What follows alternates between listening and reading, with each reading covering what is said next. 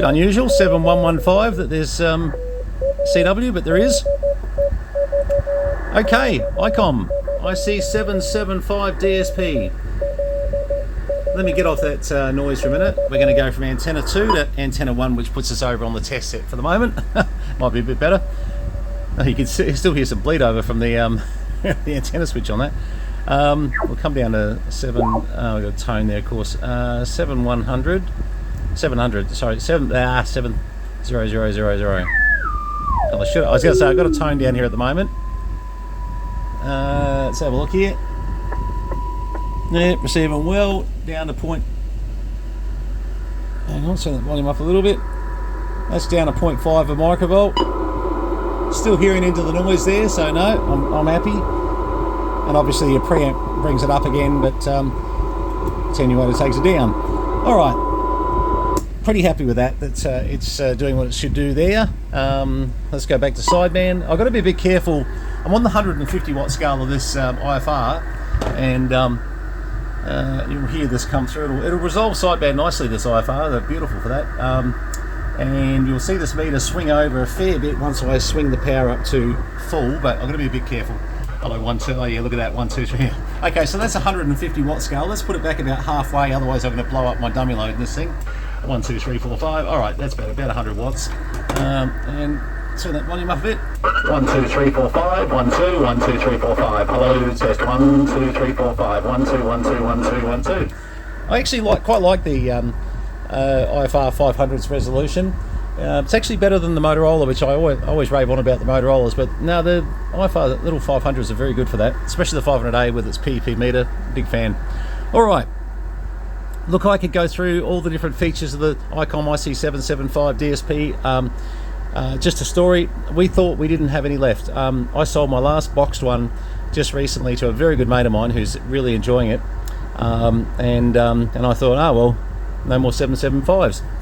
Lo and behold, in the museum, in a box of all things, there was a brand new FT901 sitting there.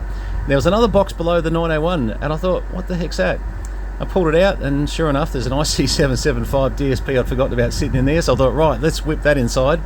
And to be honest, I couldn't remember. Did it work? Did it, where did it come from? Can't remember.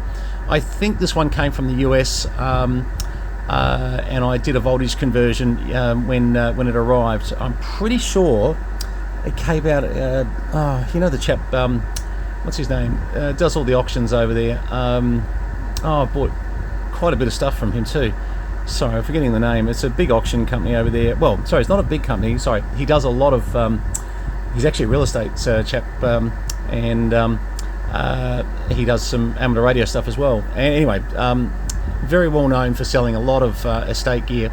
And this is, I'm pretty sure where this one came from.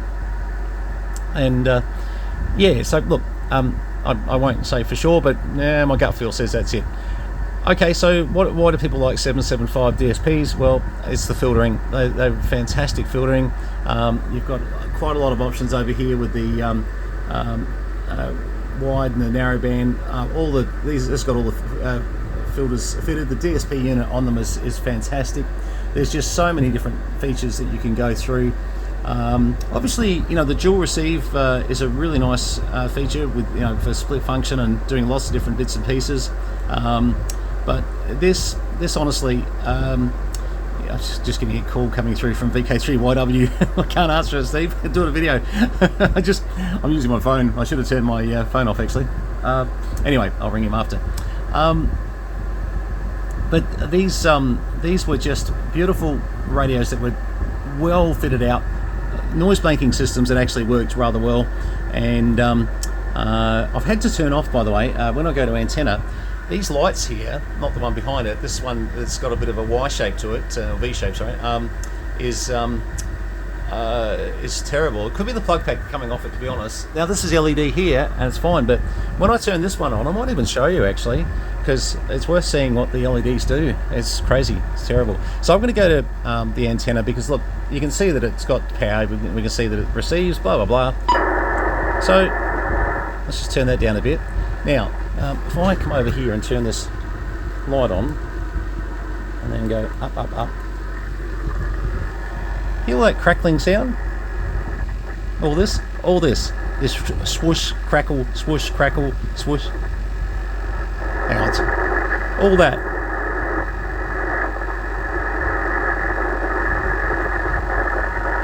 Tell you what, should I take this light off and I'll just turn... Gone. Absolutely gone. Now, I'm probably getting a little bit off this one. Let's have a look. I don't think very much. No, not much. Now, they're using exactly the same plug pack, so maybe it is these particular LEDs, I'm not sure. Alright, but just on an antenna there, and 40 metres is dead. Oh, hang on, someone there.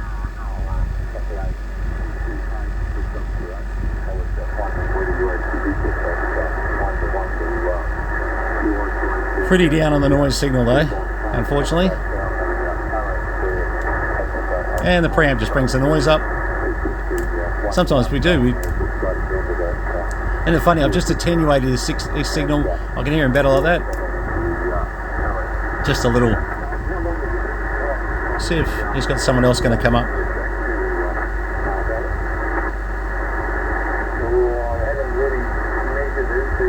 Yeah, you got to love 40 metres on a Sunday afternoon. Not a lot of activity right now.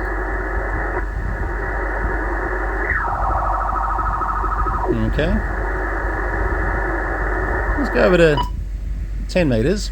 Now the antenna's not going to be tuned too well there at the moment. Although I could, yeah, it would auto-tune in the other room. Maybe I'm telling lies. I'm not on auto, I don't think. That's not going to tune. So I thought it might, but anyway, doesn't matter. Just having a bit of a... Oh, there's not much there, is there? See what's going on over here. Yeah, once again, I was definitely on a 40 metre antenna, as you can see. It's yeah, that antenna's not tuning too well to anything else.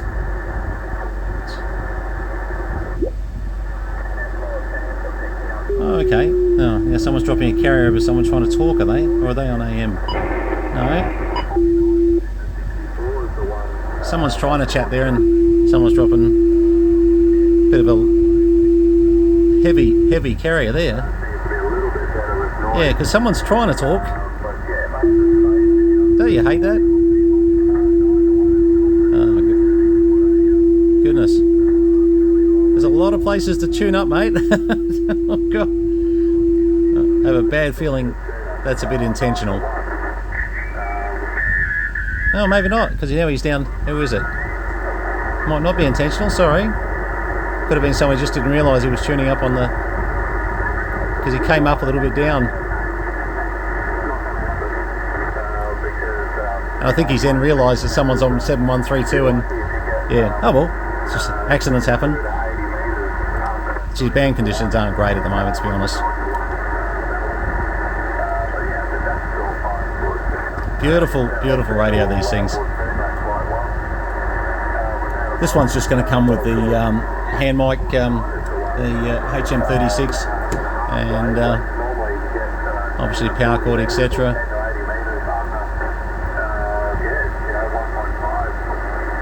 See if anything else. Yeah, this CW signal's been going for a while. I just couldn't be bothered. I've got to sit there and really think. I need a pen and paper to read CW these days.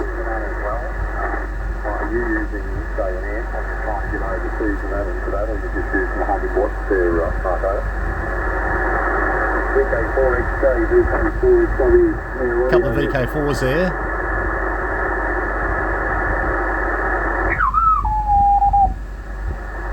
This is where I'd expect the CW.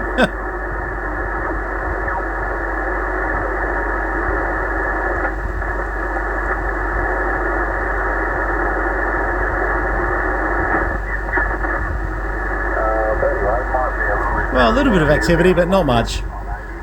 Nice to sort of at least show you this thing receiving and hearing a bit. See if anyone else comes up. Let's have a look.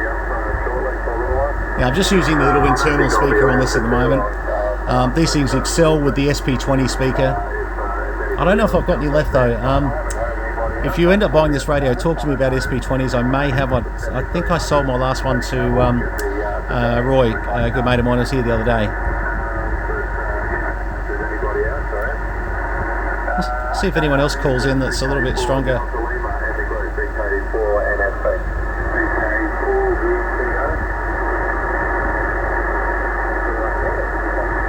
wonder if these guys would hear me if I don't know. VK3 Charlie Mike. Now I'm being the idiot. Thought he'd stopped. Now I think we're going to be in a bit of trouble with the noise. Actually, about an hour ago, 40 was a lot better. It's just starting to get to that time now where, as you approach 6 o'clock, it does like a changeover. Another hour, probably, you'll be listening to the US. No, I don't think we're going to have much luck here. I'll just make sure nobody heard me when I called in then, and if they did, we'll just do a quick transmit contact. I quickly whipped it up to 200 watts for that, and of course, because we're on the antenna, we're not blowing the IFR to bits, so we're fine there.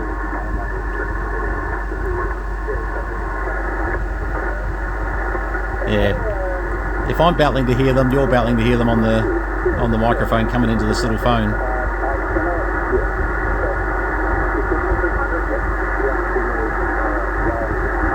No, I think we're in trouble.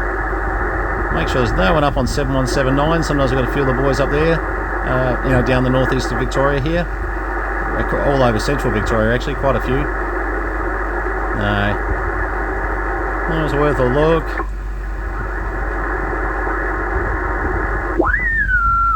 Who's that? Who's that?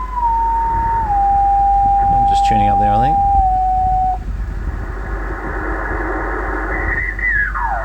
Oh, who's that? 3 Charlie Mike.